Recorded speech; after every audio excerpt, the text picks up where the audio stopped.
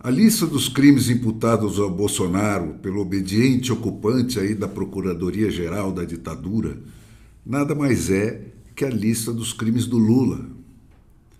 É com a cara de pau mais dura a cada minuto, garantida não só pela imprensa embarcada no golpe, mas sobretudo pela absoluta desorientação em que ficou a direita, que eles afirmam o velho lema do Lênin: chame o inimigo do que você é, acuse o inimigo do que você faz.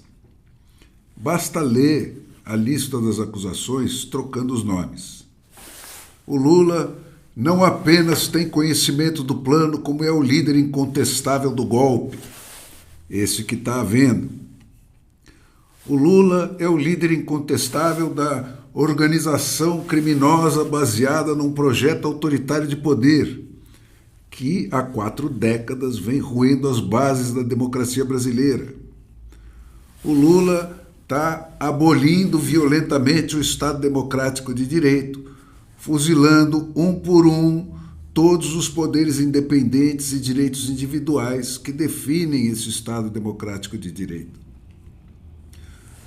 O Lula comanda não uma, mas várias organizações criminosas armadas dentro do país, assim como patrocina e se financia junto a outras tantas organizações criminosas armadas internacionais, né, que ele sempre abrigou no Foro de São Paulo e abriga hoje aí nos novos BRICS.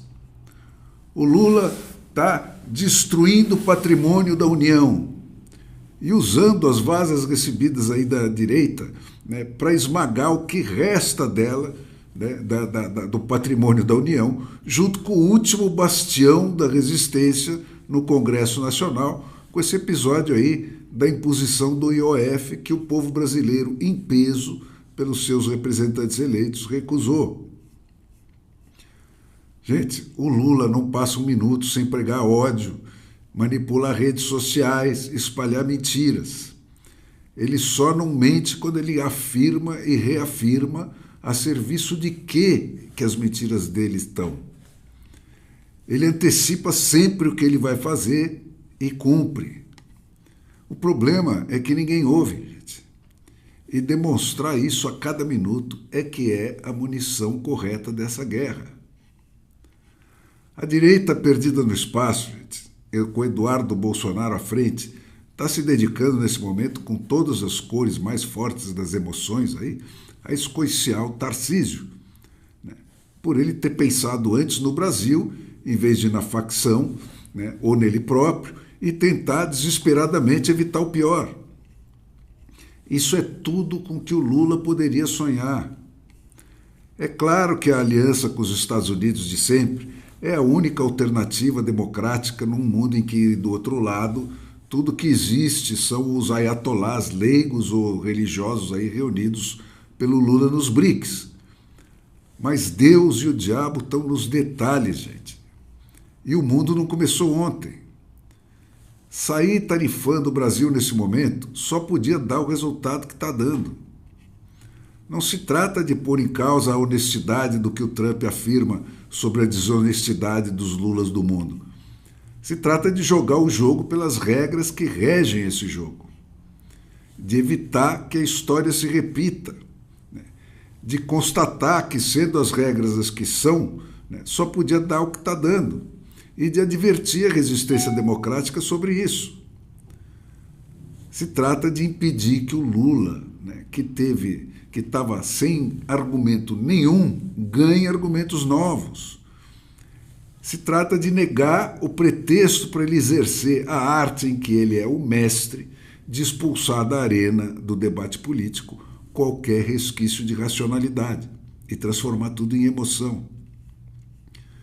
Se trata, gente, de evitar encurralar ainda mais o Congresso, que ensaiava uma resistência heróica, de impedir que a imprensa pelega tenha um assunto novo para jogar por cima do que interessa e abafar o assassinato da democracia num porão ali do lado, como está acontecendo nesse exato momento com a anulação da votação maciça do Congresso contra o IOF. O Congresso está sendo transformado, gente, nesse exato momento, no próximo Poder Judiciário e no próximo Ministério Público. Aquele pessoal que nadava contra a corrente e vinha obrigando as lideranças vendidas a resistir, está encurralado. O Congresso Nacional, que resistiu ao IOF por 383 votos a 98, está virando café com leite nesse exato momento, como viraram o Poder Judiciário e o Ministério Público quando a quadrilha converteu numa condenação da polícia a sentença unânime de condenação do ladrão por 9 juízes das 3 instâncias abaixo do Supremo Tribunal Federal. E diante disso tudo, gente, a direita perdida no espaço continua gritando que daqui a 1 ano e meio a tarifa do Trump vai ter destruído a economia do Lula. E certamente também a da China, do Xi Jinping, a quem ele deu posse na presidência do Brasil, com uma pompa e umas circunstâncias nada menos que obscenas, no dia seguinte da eleição dele. E aí, segundo essa direita, as donas de casa vão derrotar o Lula na eleição, na qual, claro, a quadrilha vai permitir que se diga tudo que ela proibiu que fosse dito na eleição passada.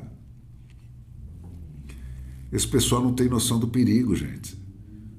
O que é o Brasil, afinal, fora dos grupos de discussão de internet aí, onde os puros atacam os impuros? É um vibrante capitalismo moderno, onde vence sempre quem trabalha e merece mais? Ou é um capitalismo de Estado defendido aí com unhas e dentes por forças públicas e privadas, vestidas de nacionalismo, onde só tem influência real quem se deu bem graças ao protecionismo e ao tráfico de privilégios? Nós estamos mesmo mais próximos dos Estados Unidos ou nós somos uns quase chineses aí, ainda com uma estética americana? Esse é o perigo que está rondando aí, gente. O Trump pensou que o gesto dele seria lido nesse nosso paraíso da mentira com a lente dos valores americanos, que está torta, mas ainda está lá.